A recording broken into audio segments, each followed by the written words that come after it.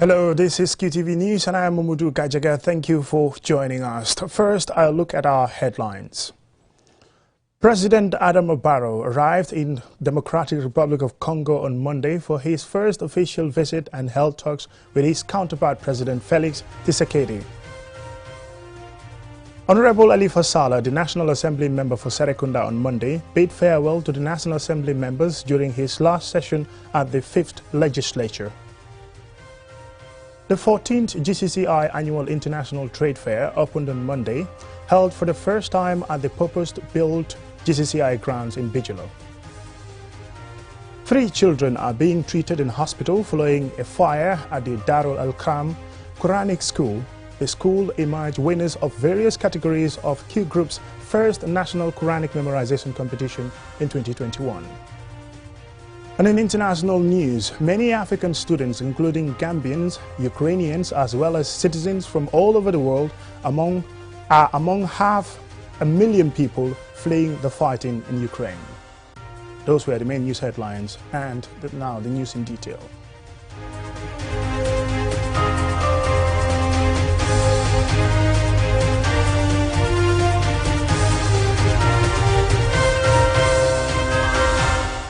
Welcome and thank you if you're just joining us. This is QTV News.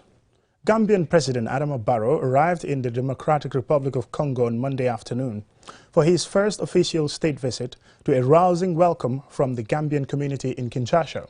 As Aliusisa reports, the Gambian leader held talks on Tuesday with his counterpart President Felix Tshisekedi.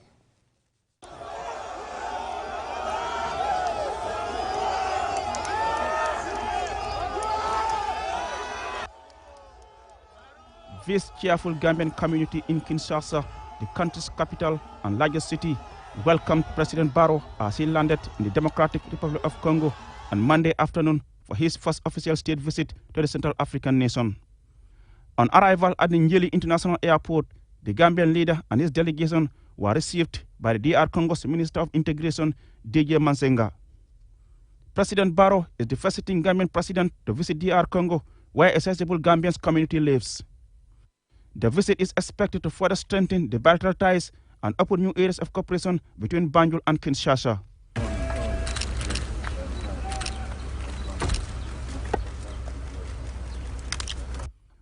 On Tuesday, President Barrow met his counterpart, President Felix Tshisekedi, at the Presidential Palace in Kinshasa, where they held talks on possible areas of cooperation for the mutual benefit of their peoples before facing the media.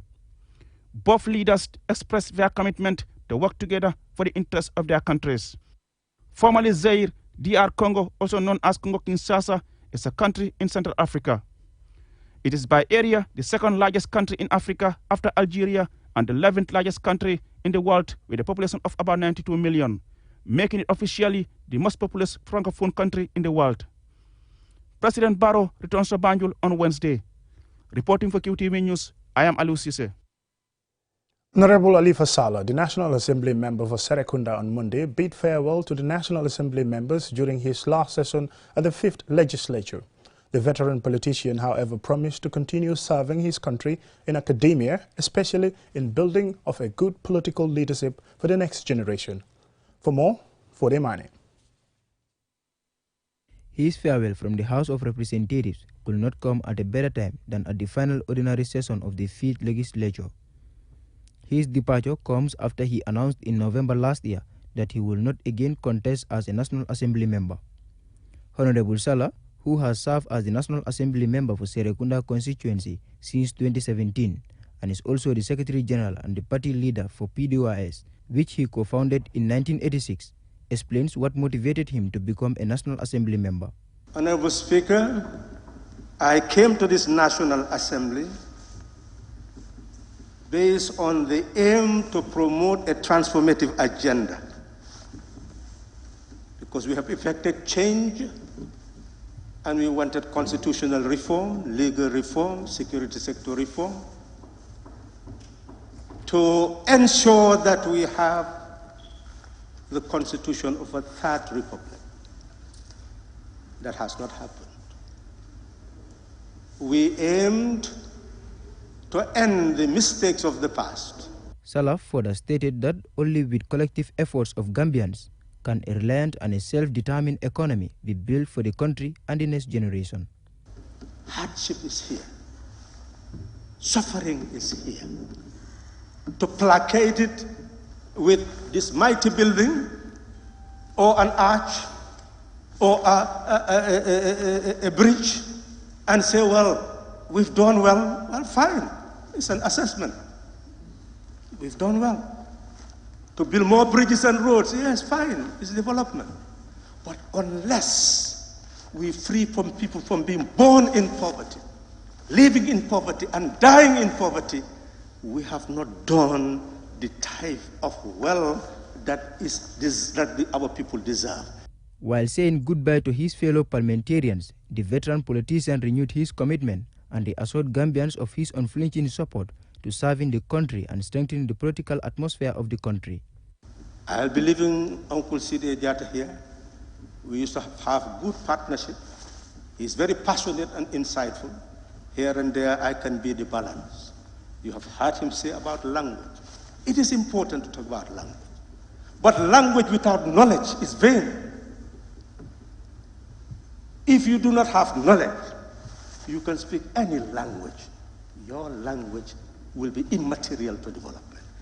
Dr. Aïssatou Touré, the Vice President of the Gambia, Souaibou Touré, the NAM for Wulli East, and nominated member Yakumba Jaite, among other National Assembly members, thanked and congratulated Mr. Salah for leaving a positive legacy in the political landscape of the Gambia. Aside from his representation to the National Assembly for 4 separate terms, namely 1987, 1992, 2002, and 2017, Salah also served as the spokesman and advisor to President Barrow during the 2016 presidential election campaign until March 2017. Halifa Salah will be greatly missed not only by parliamentarians but most Gambians for his stance for justice, truth, accountability, and humanity. Reporting for QTV News, I am Fode Mane. The 14th Gambia Chamber of Commerce and Industry GCCI Annual International Trade Fair, being held for the first time at the GCCI grounds in Bijilo, has been hailed by the Chamber's President Idrissa Mas Diop as unique and exciting, following the opening on Monday. More in this report. The theme for this year's edition is accelerating intra-Africa trade for the realization of the Africa Free Continental Trade Area through innovation. About 500 stalls, all occupied mostly by Gambian entrepreneurs, in what is being touted as an exciting and perhaps the biggest edition of this expanded annual business exhibition. Organized yearly at the Independence Stadium to create a platform for enterprises to network and promote their goods and services to the public, this year's edition is the first to be held at the purpose-built GCCI grounds in Bijilo. Idrissa Mas Diop, President of the Gambia Chamber of Commerce and Industry, says this annual exhibition demonstrates the Chamber's commitment to ensuring ease of access to markets and creation of business opportunities for Gambian entrepreneurs. The majority of the businesses in the Gambia are small, micro, and medium-sized businesses, and these businesses are operated by the most vulnerable in our society. Their vulnerabilities are evident and very real. So we decided to use this trade fair to try to encourage them to participate, expose what they are doing, get the public to know that yes, Gambia is in business and our youths are doing great things. He expresses willingness to continue supporting young entrepreneurs to exhibit their full potential, describing them as crucial contributors to the country's economic growth, and thanks partners such as the EU Tech-IFI project for supporting young Gambian entrepreneurs, especially in this year's edition. We recognize the importance of the young people in the economy. One, because they have the ideas. Two, because they have the energy, and then they have the emotion. They are the drivers for development. So we are grateful to Allah that we can do the trade fair here. It's more economical for the chamber because we pay the stadium to do the trade fair, and then after the trade fair we have to dismantle and start again. Mr. Diop also discloses that these new grounds will be a permanent exhibition ground for the GCCI and the Youth Chamber of Commerce, and offered words of advice to women and young entrepreneurs to never stop believing in themselves. We will help you because you are Gambians, but then as Gambians your product has to be international. So invest in making those products as as best as they can. If you're making clothes, don't worry, you are Gambian, we will help you. But we also want to wear beautiful clothes. So make sure that you develop the skills to be. So that is my broader advice to the young people. As is customary, and in their drive to make real this year's theme, several participants from the ECOWAS region, Europe and Asia are taking part in this edition. And in addition to increasing the number of stalls, there are tricycles to help physically challenged persons move around. And a map of all the stalls and their numbers is also on display right at the entrance to help stall owners and visitors easily locate the stalls. This is a major organizational shift from previous editions, showing how much this annual business exhibition has evolved over the years. The public are urged to visit the GCCI Trade Fair exhibition grounds in Bijilo to take in the diversity of wares on display. Answane Sonyasi for QTV News. Now, 3 children are being treated in hospital following a fire incident on Sunday at the Darul Al-Qam Quranic School in Sinchualaji in the West Coast region. The school emerged winners of various categories of Q Group's first national Quranic memorization competition in 2021. Loli M. Camera has more. The 3 children, who are all aged under 15, sustained burns while trying desperately to put out the fire. However, the raging fire overcame them, destroying Qurans, mattresses, bed, school books, tables, chairs, prayer mats, and other valuables. Mam Gorcham, a brother to the proprietor of the school, explains. The fire started at around 2 to 3 p.m. and the children had already had their afternoon session and were relaxing. But some of the boys went into the store where we keep the mattresses for sleeping at night. We believe that those kids started the fire, and as they tried to put out the flames, their clothes caught fire. Some of them stepped on the fire as they tried to escape. Mohammed Habib Cham, the proprietor's son who supervises the school, explains the losses they have incurred. We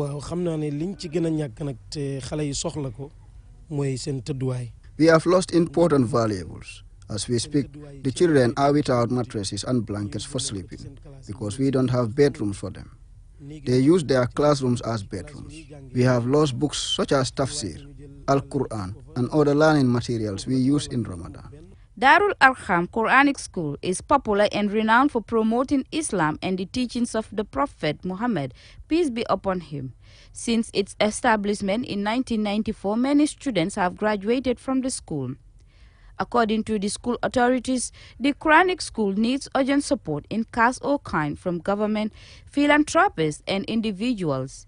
The school currently accommodates 540 students, out of which 350 sleep in the school. To support them, you can contact QTV on 333-3245 or email news@qtv.gm.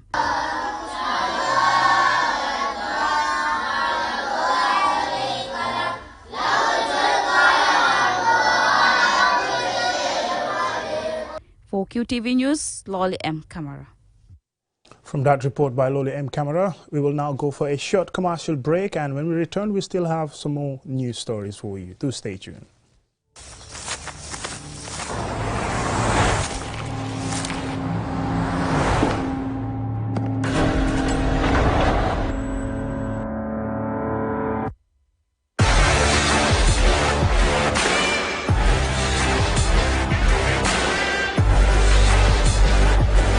Begin your SUV life. S-Pass Motors, the new authorized dealer for Kia. Visit us today or call us on 3522-222, 353-2222. Money, the biggest mobile money service in the Gambia, has taken mobile banking to the next level. Now, you can link your Q Money wallet with your bank account. Yes, link your Ajib or EcoBank accounts with your Q Money wallet and get instant access to your cash anytime. No need to queue at the bank anymore. Transfer funds from your bank account to your wallet or your wallet to your bank account using Q Money Bank Link is the fastest, most secure, and convenient way to transfer funds between your wallet and bank account. For more information, call our customer care on 133. Q Money, Sunyu Kalpe. Terms and conditions apply.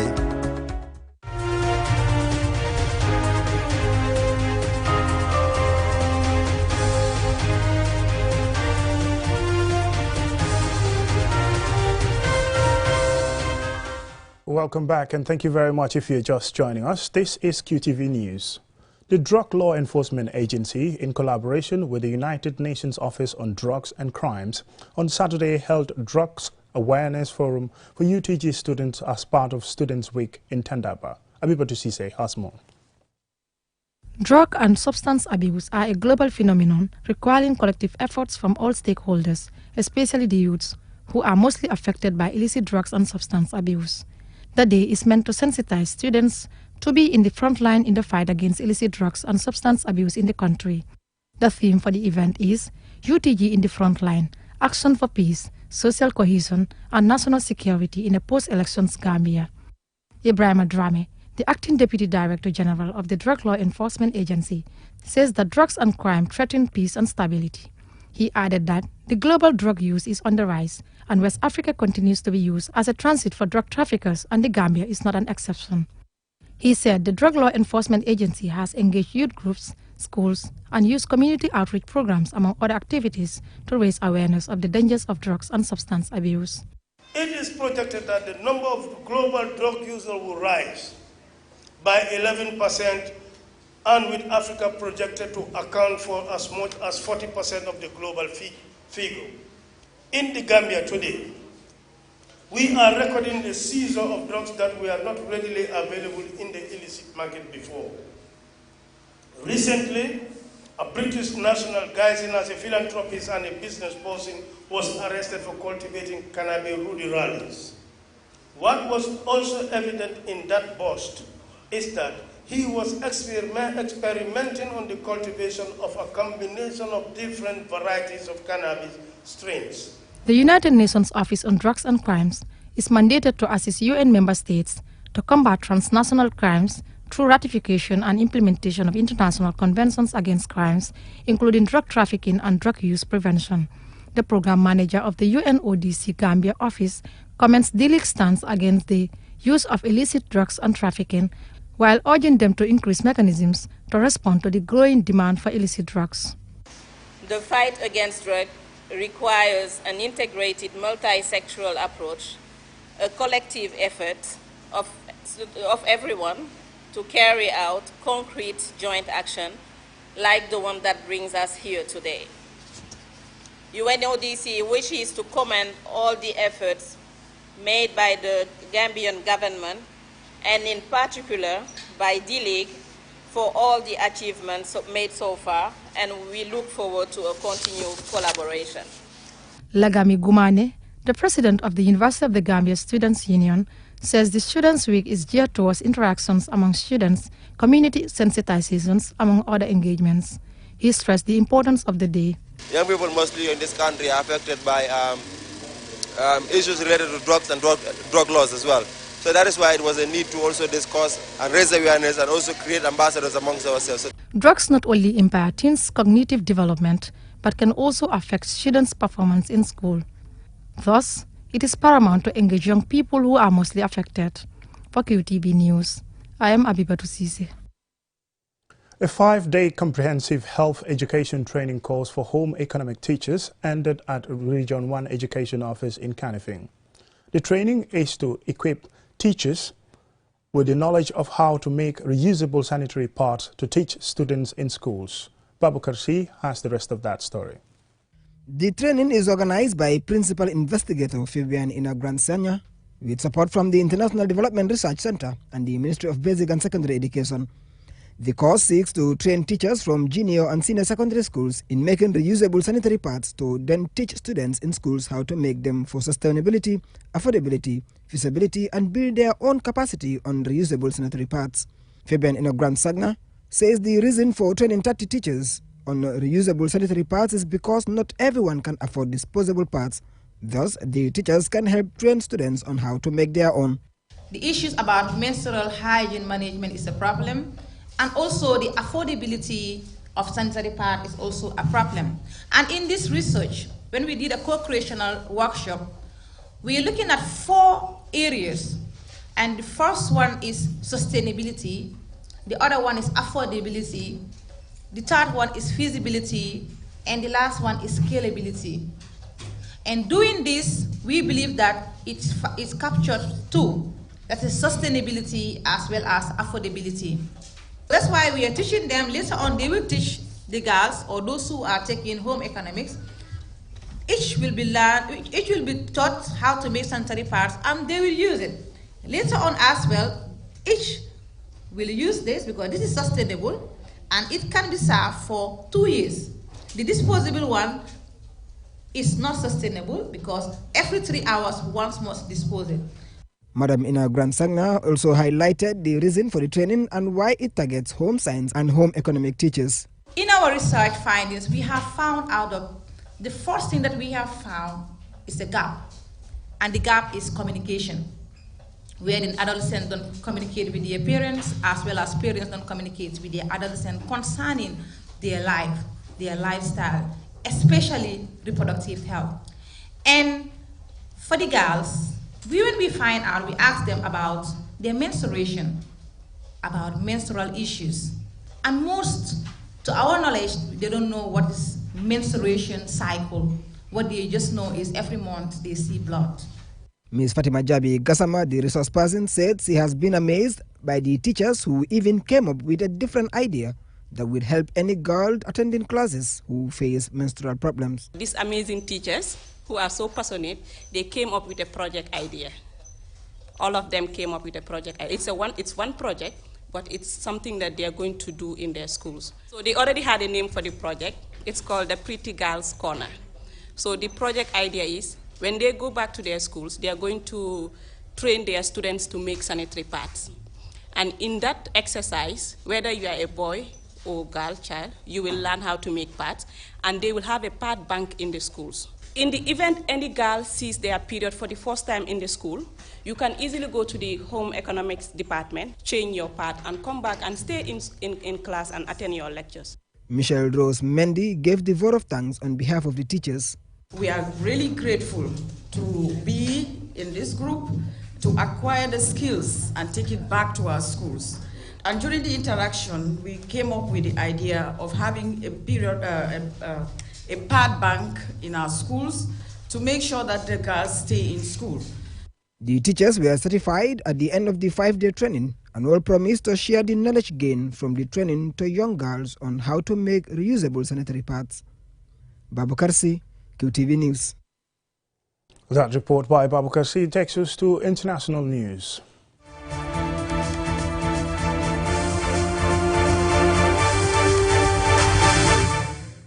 With the Russian invasion of Ukraine showing no signs of escalating, the flood of refugees fleeing the fighting has reached over 500,000, according to the United Nations. Caught up in the refugee crisis are Ukrainians as well as citizens from all over the world and many African students, including Gambians. More in this report. Gambians, Ghanaians and Nigerians have narrated their ordeal at being denied entrance to EU countries. While Europeans have been allowed a haven, some Africans have trekked on foot for 7 hours only to find borders closed to them. This past weekend, QTV spoke with a Gambian student, Philip J. Bass in Kharkiv, who explained his fears regarding his safety and how he plans to escape the increasingly dangerous situation. And we realized that it's very close to the border, and it's like, let me say, 35 minutes drive from to Russia border. So we were actually advised to evacuate and then move to the west part, which is Levy, and then later try to move to Poland. The Gambian Foreign Affairs Ministry on Friday released a statement saying there are about 48 Gambian nationals in Ukraine and that there are diplomatic engagements with the Kingdom of Morocco and the Federal Republic of Nigeria on possible evacuation plans and possibilities of providing consular and humanitarian assistance. Today, Foreign Affairs provided an update on the status of Gambians in Ukraine, saying 32 Gambians have been successfully evacuated from the conflict, with 22 in Poland, 8 in Slovakia, 1 in Romania with his Ukrainian wife and child, and 1 in Budapest, Hungary. Others have made private evacuation arrangements. The statement continues that the government will facilitate the return of the evacuated Gambians back home, and this process will continue until the last known Gambian is evacuated. As civilians seek a haven from the continuing conflict, and with the European Union predicting refugee numbers could possibly reach 4 million, aid agencies and governments will be stretched to find ways to ensure safe passage for their citizens out of the largest war in Europe since the end of World War II. Al-Hassan Tunkara, QTV News. Well, we completely run out of time. Thank you very much. That's all for QTV News. Join us again at 10 for another bulletin.